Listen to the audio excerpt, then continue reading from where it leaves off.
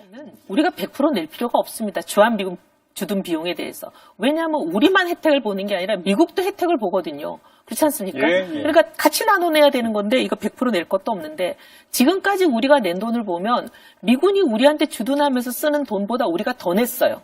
이건 제 주장이 아니라 계산해보면 그렇습니다.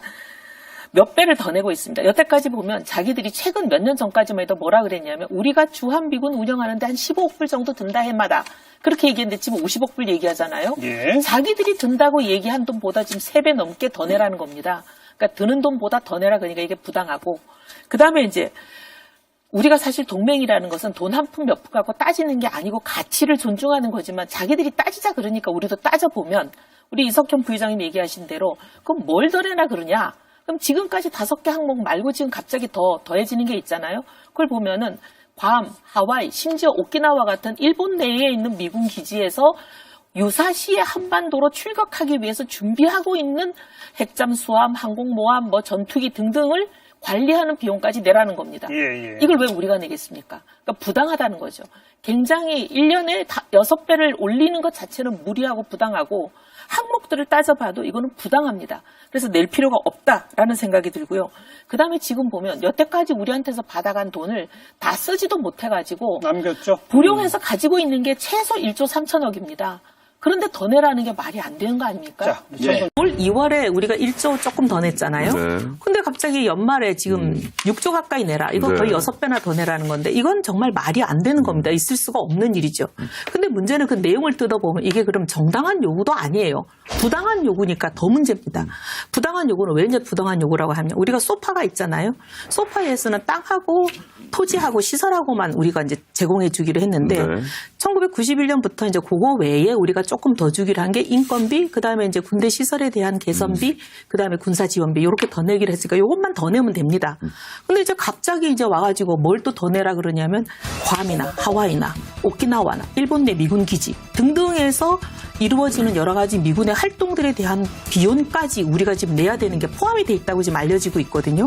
분명히 소파에는 현역 군인만 우리가 비용을 부담하게 돼 있는데 그 외에 군무원, 군속, 가족 등등의 예를 들면 주택 비용이나 이런 여러 가지까지 다 포함이 되는 걸로 지금 나오니까 굉장히 기가 막히는 상황입니다. 이건 네. 어떻게 보면 협정 위반이기도 하고 그다음 우리가 내야 되는 정당한 비용도 아닌데 이건 너무 기가 막히다 이런 거고 그 외에 토지를 준다든지 그다음에 이제 무상으로 공여를 해주는 거, 네네. 도로를 또 닦아주는 거, 그 다음에 세금을 면제해주는 거, 수도, 도시, 가스, 상하수도, 온갖 거 다 돈을 이제 우리가 무료로 주는 것들이 있잖아요.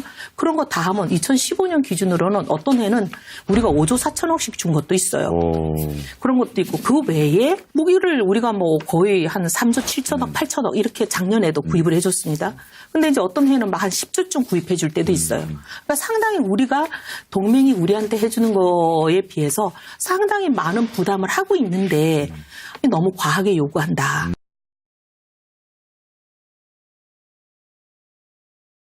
근데 지금 와가지고 새로 다시 다른 비용을 얹으면서 들어오는 것은 미국이 다른 불만이 있어서 그걸 가지고 압박을 하는 거죠.